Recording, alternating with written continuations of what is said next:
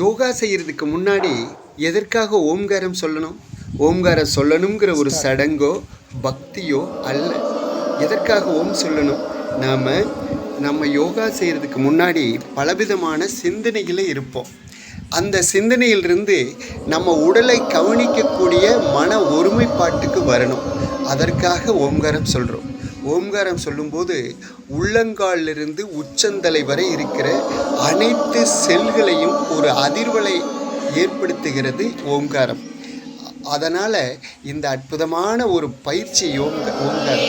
அந்த அற்புதமான பயிற்சியோடு இந்த யோகத்தை துவங்குகிறோம்.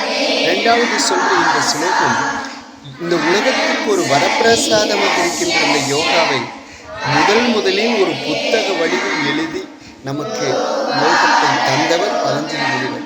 அவரை பாராட்டி சொல்வதுதான் இந்த சுலோகம். அவர் யோகத்தை மட்டுமல்ல, உடலுக்கு ஆயுர்வேதத்தையும் வார்த்தைக்கு இலக்கணத்தையும் தந்தவர்.